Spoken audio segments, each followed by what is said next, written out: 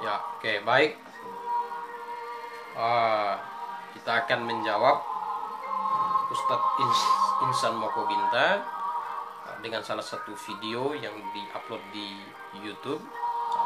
Beliau di video tersebut melaksanakan ceramah dengan tema menjawab pertanyaan dengan pertanyaan, dan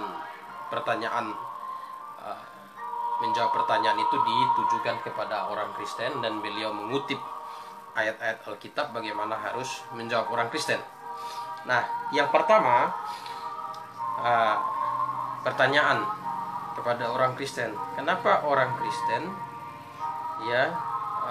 tidak haramkan makan daging babi?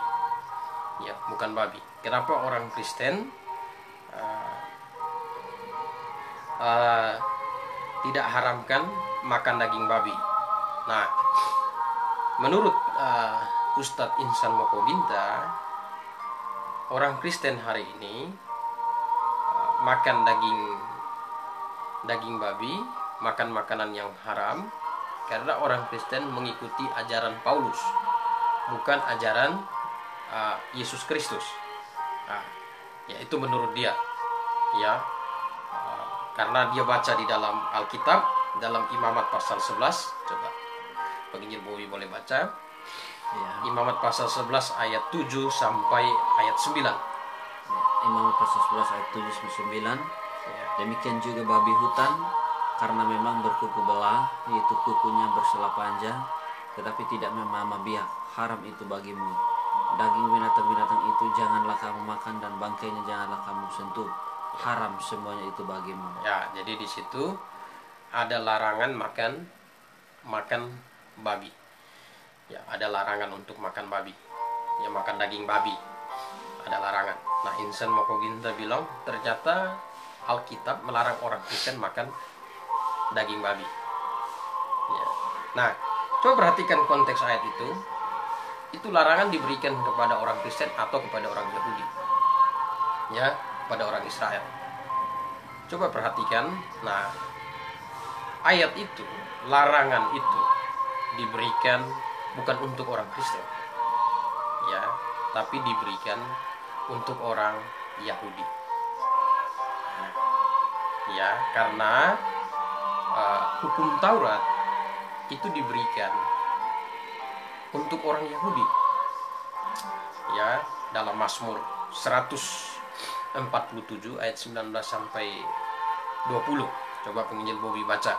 Mazmur 147 ayat 19 sampai 20.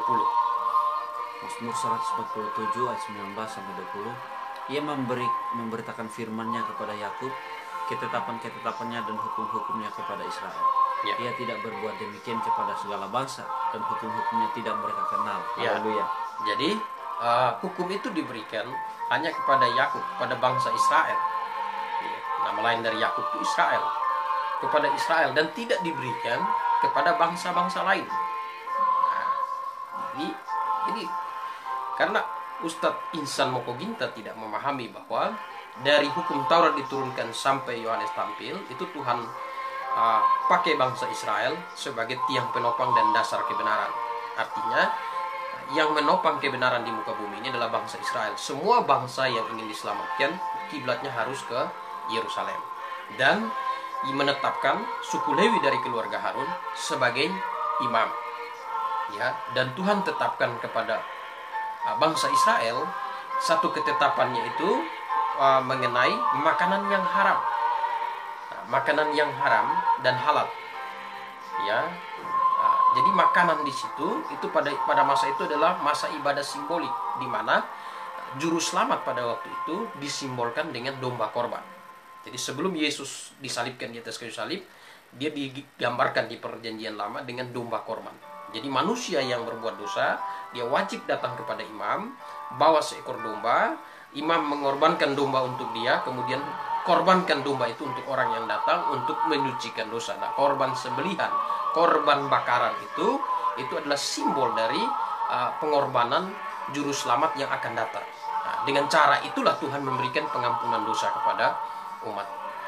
umat Tuhan.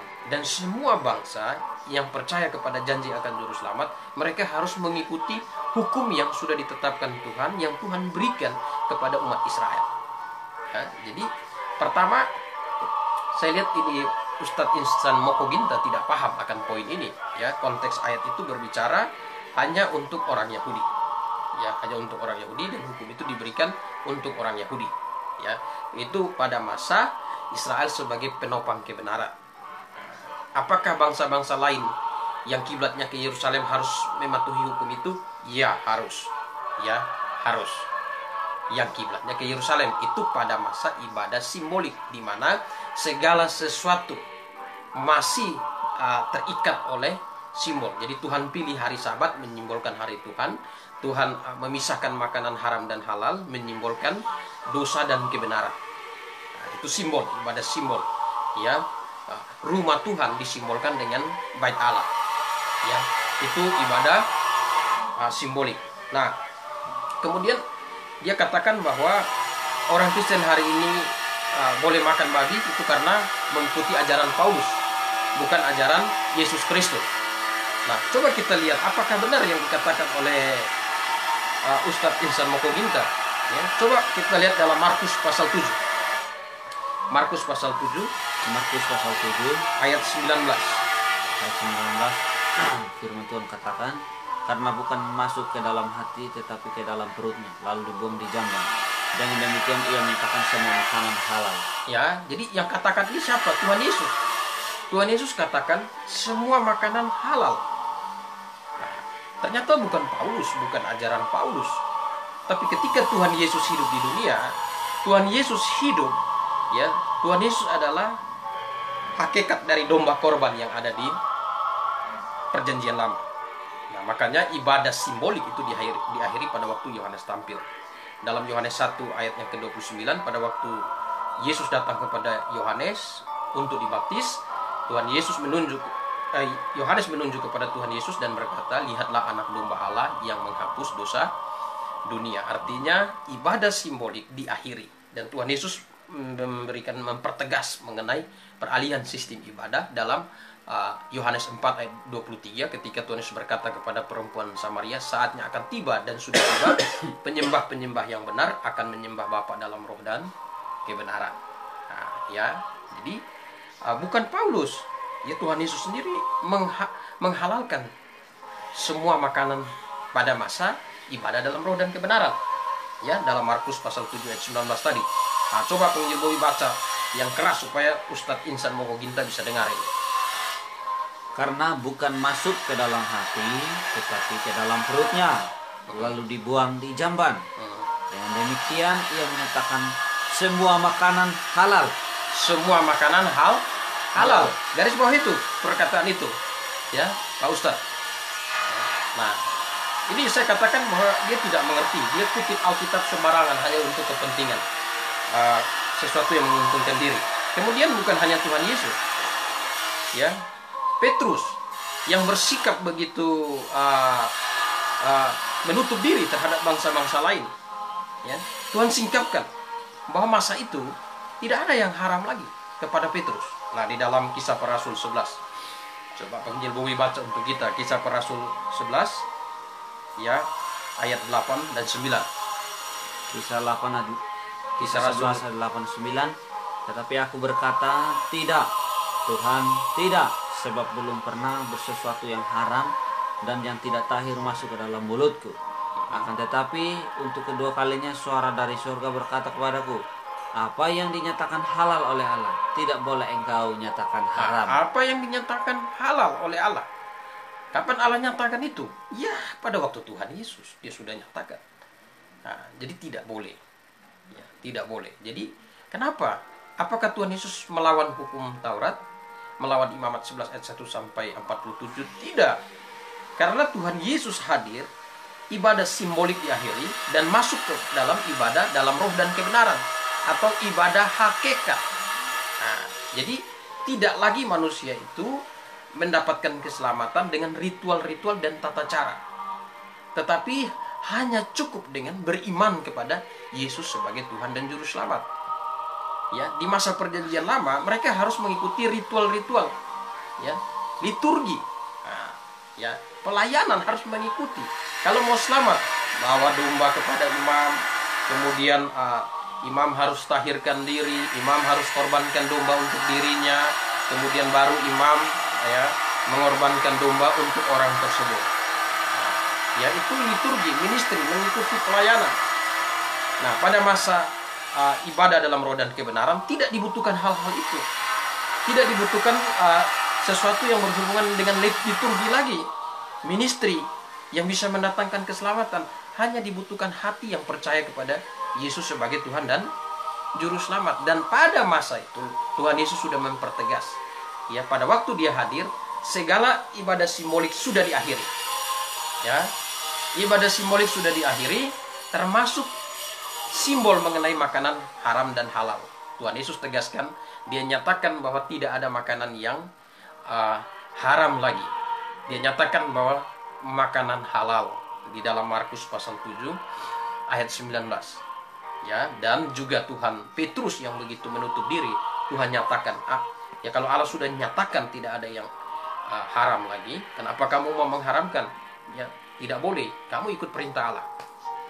Nah, itu ya. Jadi itu bukan ajaran Paulus, tetapi itu ajaran yang datang dari Tuhan Yesus. Dan Paulus mempertegas akan hal itu. Ya, dalam 1 Korintus 6 ayat 12, ya, coba dibaca. Ya. 1 Korintus 6 ayat 12. Ya. Segala sesuatu halal bagiku, tetapi bukan semuanya berguna.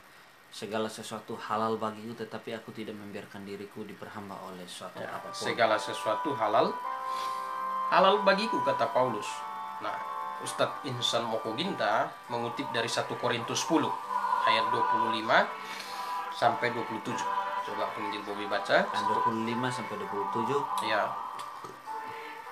Kamu boleh makan segala sesuatu yang dijual di pasar daging, tanpa mengadakan pemeriksaan karena keberatan-keberatan hati nurani, karena bumi serta segala isinya adalah milik Tuhan. Kalau kamu diundang makan oleh seorang yang tidak percaya dan undangan itu kamu terima, makanlah apa saja yang dihidangkan kepadamu tanpa mengadakan pemeriksaan karena keberatan-keberatan hati nurani.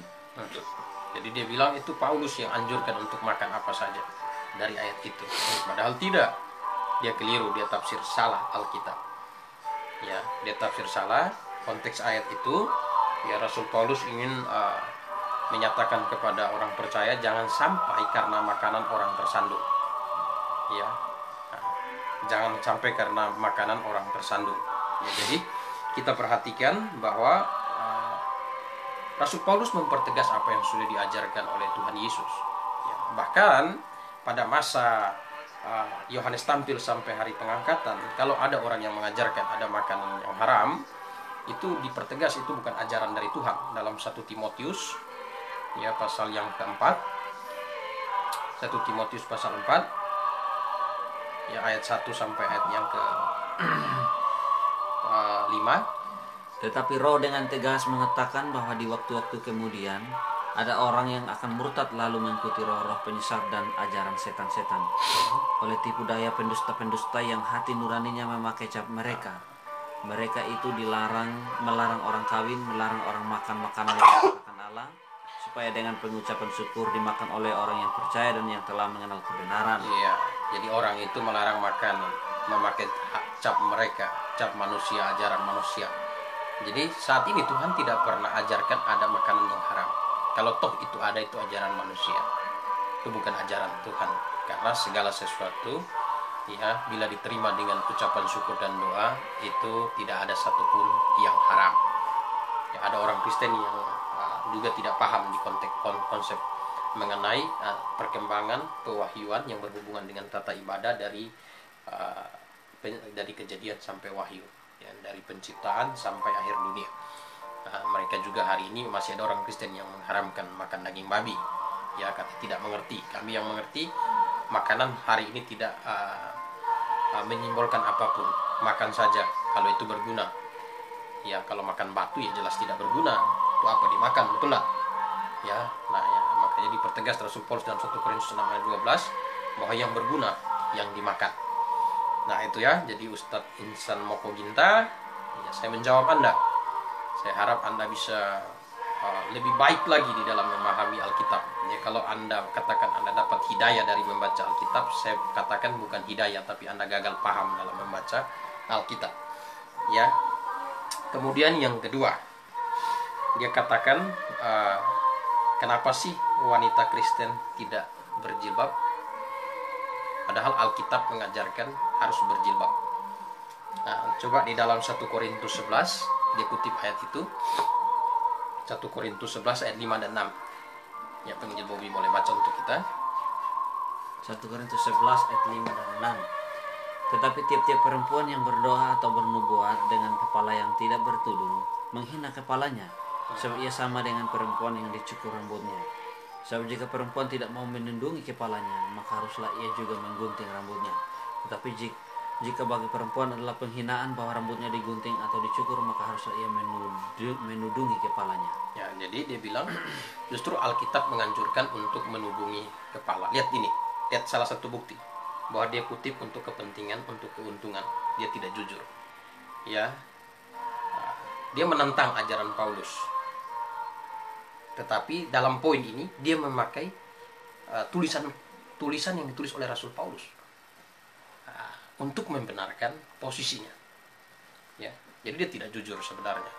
Dia berdusta, berdusta dengan mengutip Alkitab. Nah, ya, itu Paulus, yaitu tulisan Rasul Paulus. Ya, tulisan Rasul Paulus. Nah, konteks dari ayat itu kalau kita perhatikan dengan baik ya, Ustadz Insan Moko Ginta baca Alkitab harus tuntas ya.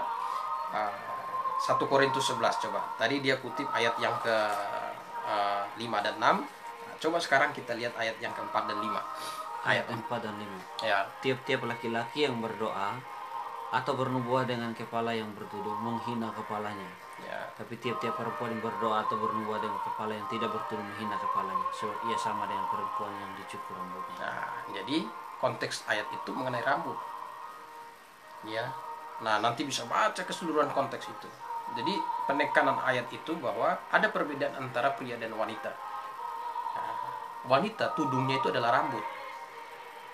Pria ya tidak boleh berambut panjang. Nah, karena kemuliaan Kristus ada pada pria, kemuliaan wanita ada pada kemuliaan wanita ada pada pria. Nah, ya, dan kemuliaan pria ada pada Kristus. Tadi saya terbalik. Ya, kemuliaan pria ada pada Kristus. Ya, jadi wanita diwajibkan untuk berambut panjang. Nah, wanita diwajibkan untuk berambut panjang, sedangkan pria diwajibkan untuk berambut pendek. Itu perbedaan pria dan wanita.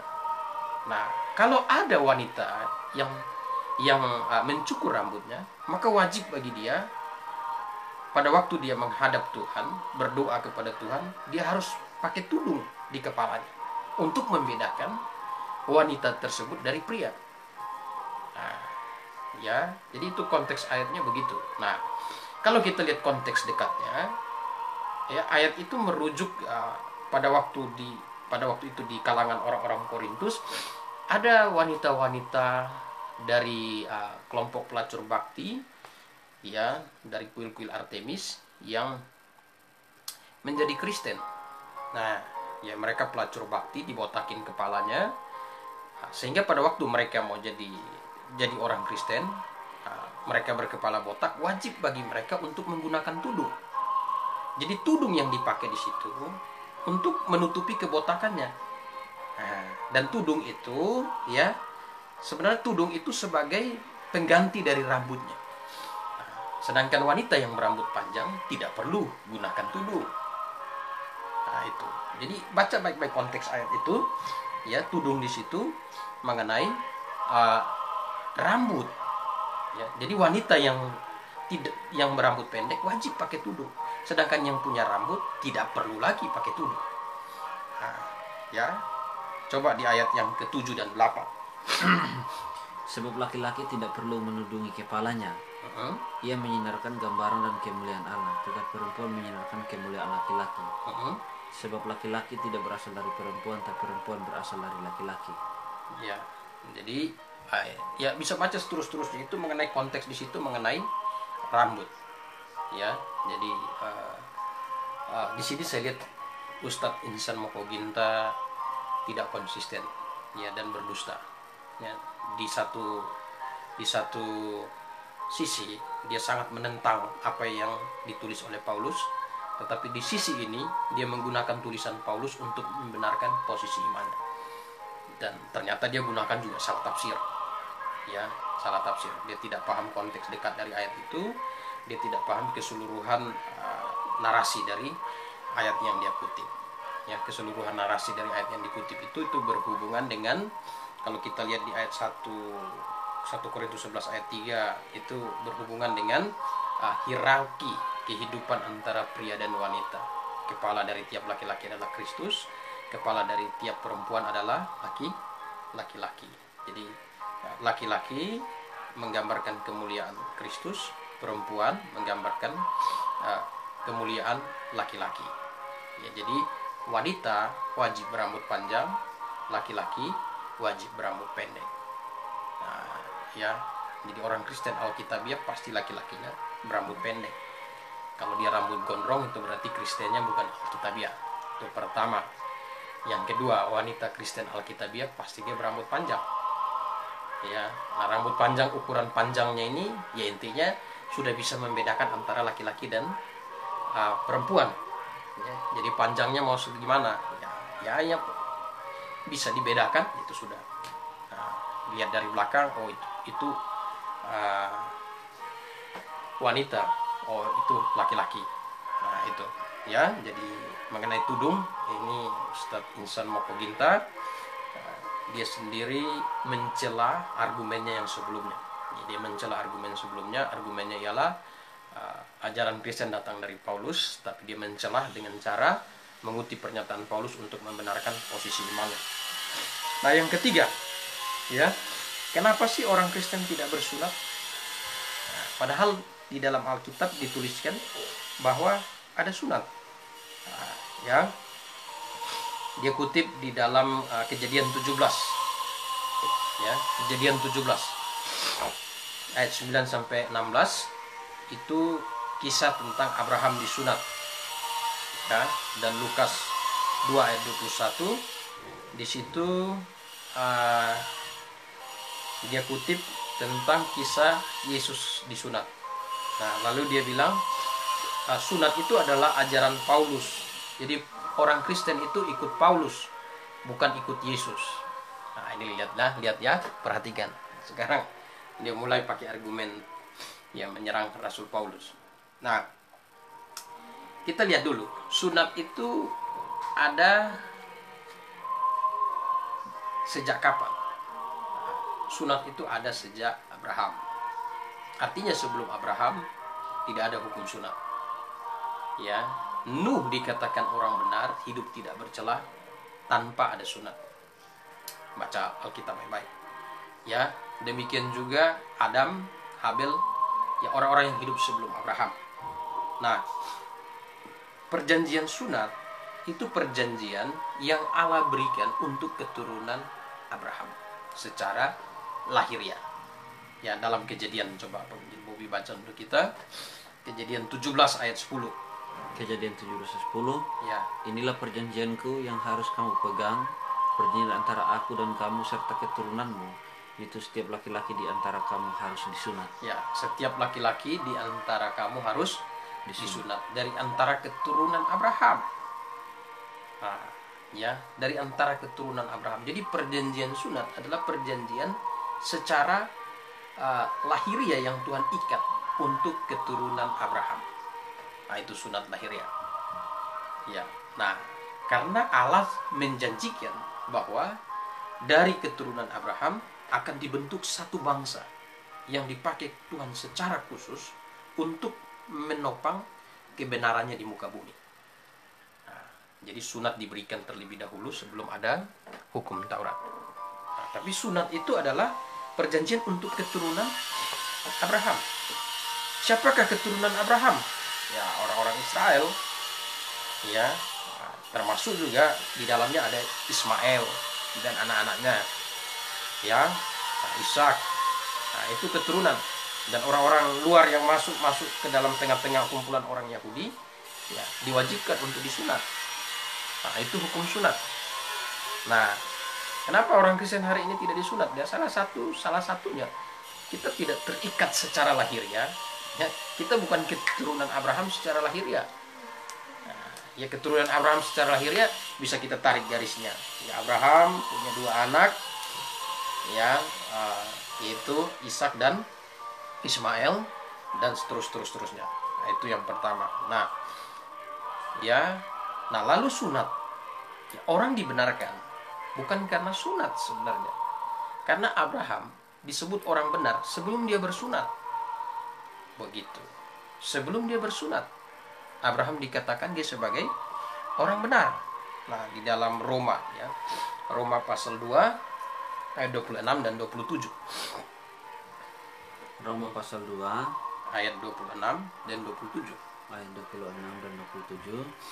Jadi jika orang yang tak bersunat memperhatikan tuntutan hukum Taurat, tidakkah ia dianggap sama dengan orang yang telah disunat? Jika demikian, maka orang yang tak bersunat tapi yang melakukan hukum Taurat akan menghakimi kamu yang mempunyai hukum tertulis dan sunat, tetapi yang melanggar hukum Taurat. Ya. Kemudian Roma pasal 3 ayat 29-30. Roma pasal 3 ayat 29 dan 30. Atau adakah Allah hanya Allah orang Yahudi saja? Bukankah ia juga adalah Allah bangsa-bangsa lain? Ya benar, ia juga adalah Allah bangsa-bangsa lain. Artinya, kalau ada satu Allah yang akan membenarkan baik orang-orang bersunat karena iman maupun orang-orang tak bersunat jika karena iman. Ya, jadi sunat bukan satu ketetapan mutlak yang menyelamatkan. Bukan ketetapan mutlak yang menyelamatkan. Tapi sunat diberikan. Mengapa Tuhan memberikan perjanjian sunat kepada Abraham dan keturunannya? Karena Tuhan ingin bentuk satu bangsa pada waktu itu, ya, bangsa yang dikhususkan, yaitu bangsa Israel. Bangsa itu akan dipakai untuk menopang kebenaran. Nah, jadi hukum sunat itu berlaku dari kapan? Ya, mulai Tuhan kasih janji kepada Abraham, dan hukum sunat itu ditegaskan pada waktu, ya, hukum Taurat diturunkan. Nah, semua umat Israel, orang-orang Israel wajib untuk disunat untuk membedakan mereka dari bangsa-bangsa, ya, bangsa-bangsa non-Yahudi. Jadi hukum sunat itu mengikat perjanjian, ikatan perjanjian antara Allah dan Abraham kepada umat Israel. Ya, Allah ingin mengikat perjanjian untuk membentuk bangsa Israel pada waktu itu sebagai penopang kebenaran. Jadi setiap orang yang disunat terhitung sebagai umat Israel. Nah, itu. Makanya kita kembali lagi perhatikan di situ. Perjanjian sunat itu perjanjian yang Allah berikan untuk keturunan secara fisik, ya, secara lahiriah dari Abraham. Nah, dan dasar orang dibenarkan bukan karena dia sunat, dia bersunat, tapi dasar orang dibenarkan karena iman. Ya, karena Allah membenarkan Abraham disebut orang benar sebelum dia bersunat. Ya, Nuh disebut orang benar tanpa bersunat. Ya, Habel disebut orang benar, Z disebut orang benar, ya, tanpa sunat. Jadi mereka disebut orang benar karena apa? Karena iman, bukan karena sunat. Nah, ya, jadi bukan ajaran Paulus, keliru. Ya, hanya karena Ustadz Insan Mokogin tidak memahami perkembangan pewahyuan yang berhubungan dengan sistem tata ibadah. Ya, mengenai makanan haram dan hukum sunat dan hukum Taurat itu berlaku dari zaman hukum Taurat diturunkan sampai Yohanes tampil. Ya, memang sebelum hukum Taurat turun pada Abraham sudah kasih sunat anak-anaknya, ya, dan seterusnya. Tetapi hukum itu belum dipertegas. Bahkan kalau kita baca di Alkitab, ternyata Musa pun tidak patuhi hukum sunat sampai akhirnya Tuhan hampir bunuh dia. Nanti bisa dibaca di situ, ya, bisa dibaca dalam Alkitab. Jadi sunat itu berhubungan dengan ikatan, ya, lahiriah dari keturunan Abraham, dan sunat itu diberikan sebagai suatu ikatan di mana Tuhan ingin membentuk satu bangsa dari keturunan Abraham. Bangsa itu akan dipakai sebagai penopang kebenaran, yaitu bangsa Israel. Nah, dan hukum sunat itu diakhiri ya pada waktu Yohanes tampil. Lukas 16 ayat 16 katakan, hukum Taurat dan kitab para nabi berlaku sampai tampil Yohanes. Nah, karena sampai tampil Yohanes, segala sesuatu yang simbolik sudah diakhiri. Sunat itu menyimbolkan bangsa kudus milik Allah. Nah, sedangkan orang yang tidak bersunat dianggap orang kafir. Ya, pada masa itu secara simbolik. Tapi sejak Yohanes tampil, ibadah simbolik sudah diakhiri, diganti dengan ibadah dalam roh dan kebenaran. Nah, ya, Tuhan Yesus disunat ya karena memang dia secara garis keturunan ya, Yusuf dan Maria adalah orang Israel, keturunan Abraham. Nah, otomatis Yesus ya yang hidup di tengah-tengah keluarga Yusuf dan Maria, otomatis dalam kebiasaan keturunan Abraham wajib bagi dia untuk disunat. Nah, ya, pada masa keimamatan suku Lewi atau bangsa Israel sebagai tiang penopang dan dasar kebenaran, kalau ada orang yang tidak disunat di tengah-tengah umat Israel, orang itu harus dimusnahkan. Karena orang itu tidak menyimbolkan kebenaran dan kekudusan. Nah, itu berlaku dari mana? Nah, ini yang Ustadz Insan Mokoginta harus paham. Itu berlaku dari ya hukum Taurat diturunkan sampai Yohanes tampil.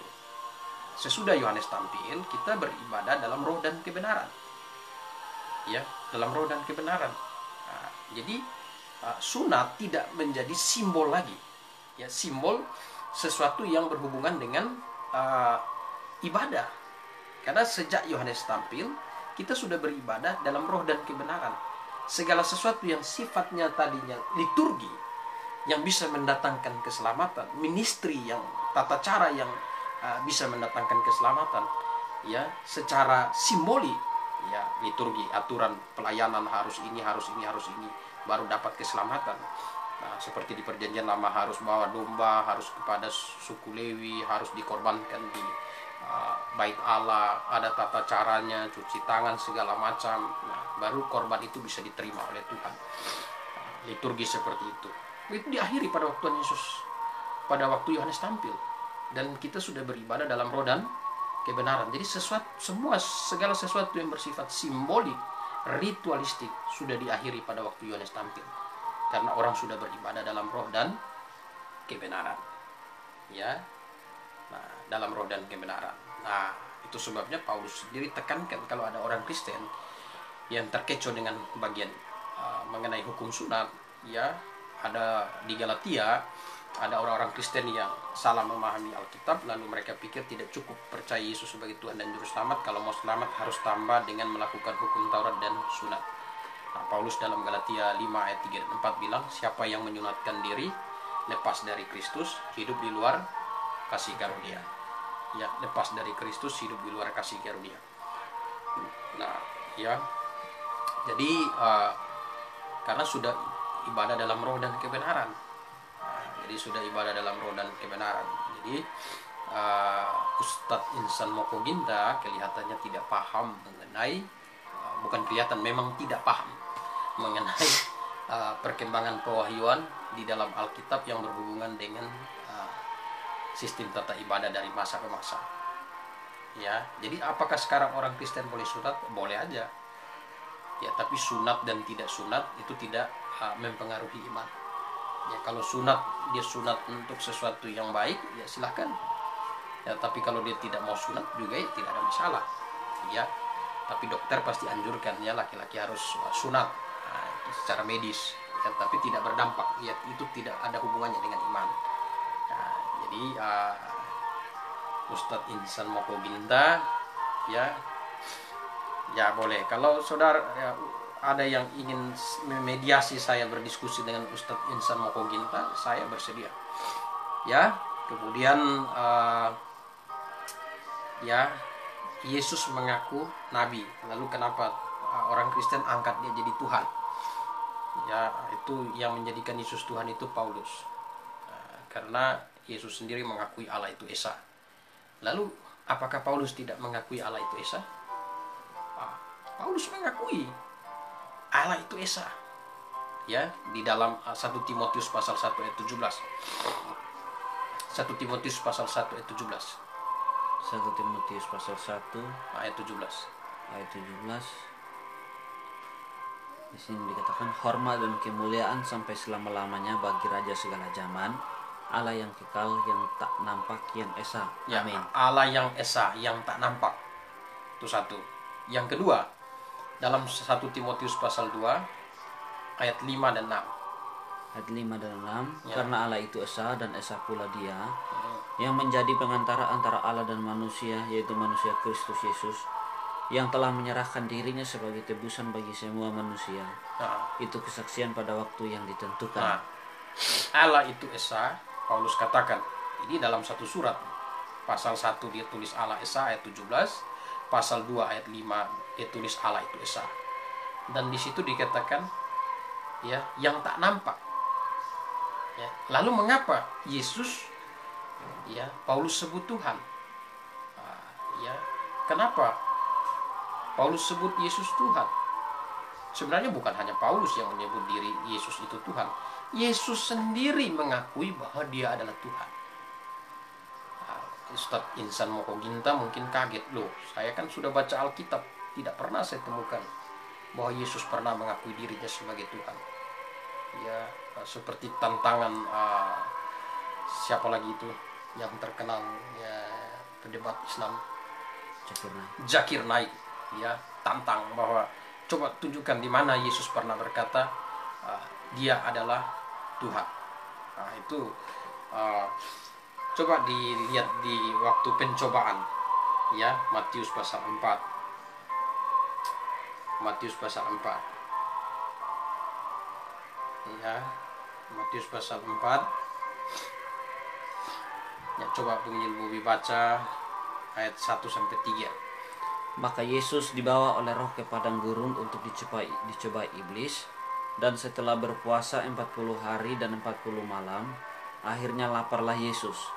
Lalu datanglah si pencoba itu dan berkata kepadanya, "Jika engkau anak Allah, perintahkanlah supaya batu-batu ini menjadi roti." Ya, terus Tapi Yesus menjawab, "Ada tertulis, manusia hidup bukan dari roti saja, tapi dari setiap firman yang keluar dari mulut Allah." nah, setiap firman Yang keluar dari mulut Allah. Jadi Matius pasal 4, ya, ayat yang ke supaya lebih tepat saya akan lihatkan untuk kita. Matius 4 ya, di situ. Nah, ayat yang ke-7, ya. Yesus berkata kepadanya, ada pula tertulis, jangan engkau mencobai Tuhan Allahmu. Jangan mencobai Tuhan Allahmu. Jadi Yesus menjawab iblis, jangan coba Tuhan Allahmu. Ya. Karena yang berdiri di hadapanmu ini adalah Tuhan dan Allahmu.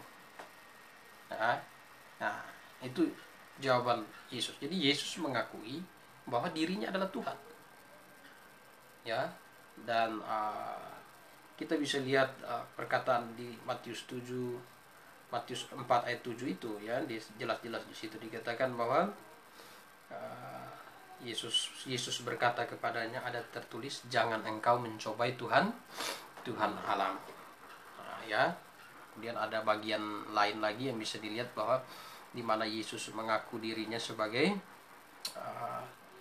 Tuhan dan Allah. Ya, pada waktu Thomas dalam Injil Yohanes pasal 20, ya, ayat yang ke 28, Yohanes 20 ayat 28, ya. Thomas menjawab dia, "Ya Tuhanku dan Allahku." Ya, ya Tuhanku dan Allahku. Lalu selanjutnya kata Yesus kepadanya, "Karena engkau telah melihat aku, maka engkau percaya. Berbahagialah mereka yang tidak melihat namun percaya." Ya, berbahagialah mereka yang tidak melihat namun percaya. Nah, saya tanya, apakah di situ Yesus menolak, "Oh, saya ini bukan Tuhan dan Allah" kepada Thomas? Oh, tidak. Justru ya, Yesus berkata, melanjutkan, berbahagialah mereka yang tidak melihat tapi percaya. Nah, jadi sebenarnya secara implisit, ya, Yesus mengakui bahwa apa yang diucapkan Thomas itu benar, bahwa dia adalah Tuhan dan Allah. Jadi bukan Paulus yang mengangkat Yesus sebagai Tuhan, ya, bukan Paulus, tapi Yesus sendiri mengakui dirinya sebagai Tuhan dan Allah. Ya, ya nanti ada banyak ayat, ya, ada banyak ayat yang bisa membuktikan, ya, tercatat di dalam Alkitab. Yesus sendiri mengakui bahwa dia adalah Tuhan dan Allah. Ya, jadi Ustadz Insan Mokoginta itu hanya asumsinya, karena dia tidak memahami konsep Allah Tritunggal. Ya, Paulus mengakui Allah Esa, ya, tapi Esa Allah yang Esa, Allah Tritunggal. Tunggal itu bukan tiga Allah, tapi tunggal itu merujuk kepada pribadi yang memperkenalkan diri kepada manusia. Ya, Allah tak nampak, kata Paulus. Dia Esa. Apa yang tak nampak yang Esa? Yaitu hakikat. Ya. Allah tak bisa dilihat oleh pandangan mata manusia. Ya.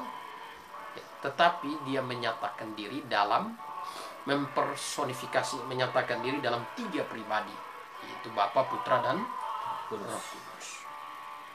Ya, nanti Ustadz Insan Mokoginta bisa lihat penjelasan saya mengenai Tritunggal. Ada video yang saya buat khusus mengenai Tritunggal, yaitu menjawab polemik Pendeta Erastus Sabdono dan Pendeta Esra Suru. Nah, itu bisa nanti Ustadz Insan Mokoginta melihat itu, ya. Kemudian mengapa orang Kristen percaya Yesus menebus dosa? Ya, itu janji yang sudah diberikan. Orang Kristen percaya bahwa Yesus itu adalah domba Allah yang sesungguhnya.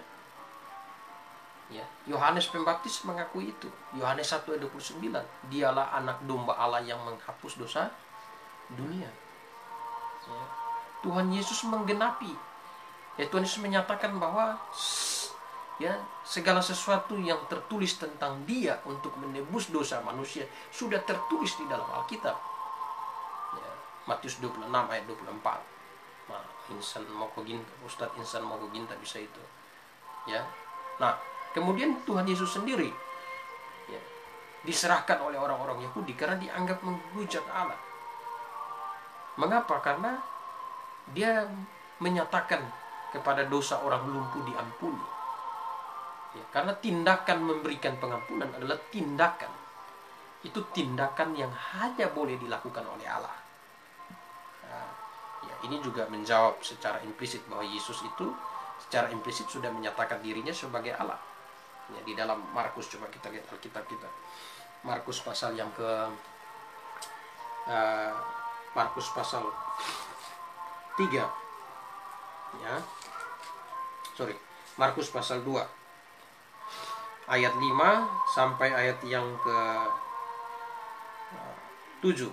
Saya bacakan. Ketika Yesus melihat iman mereka, berkatalah ia kepada orang lumpuh itu, "Hai anakku, dosamu sudah diampuni."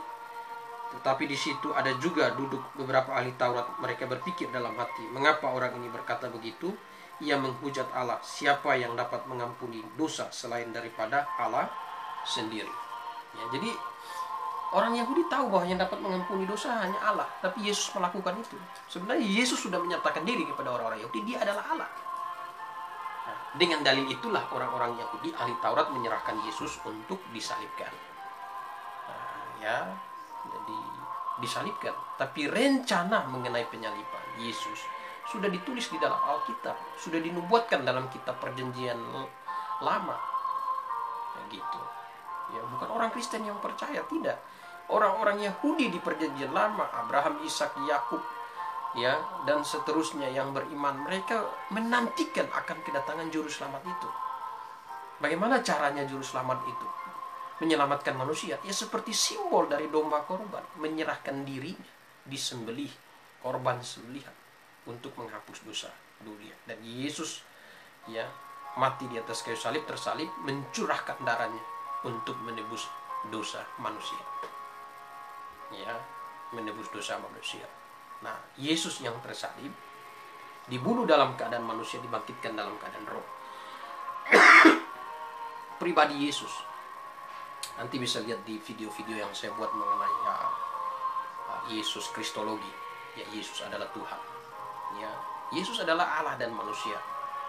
Ya, saya tidak bisa menjelaskan secara panjang lebar di sini. Tapi saya mau kasih tahu kesimpulan akhir dari 5 hal yang ditanyakan kepada orang Kristen dan dijawab oleh Insan Moko Ginta dengan versinya mengutip Alkitab. Semuanya kacau dan keliru.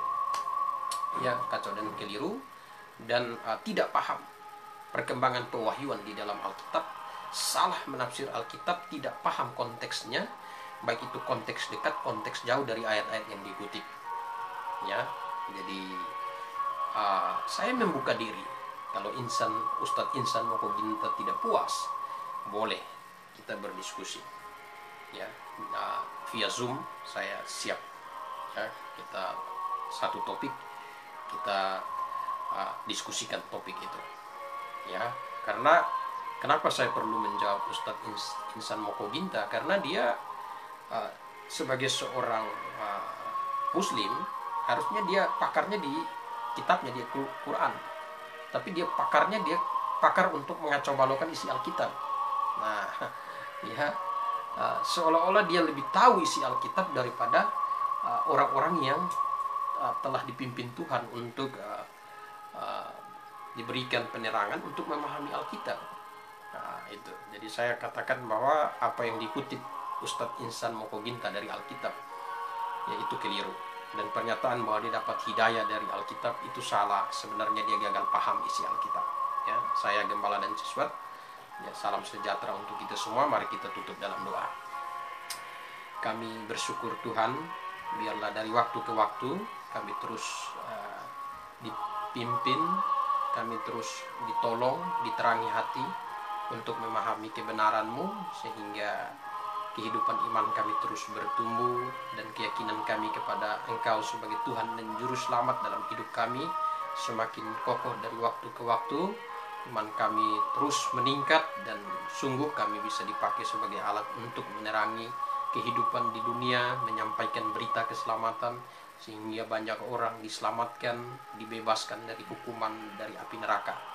Pimpin kami dalam nama Tuhan Yesus, kami berdoa bersyukur kepadamu Tuhan. Amin.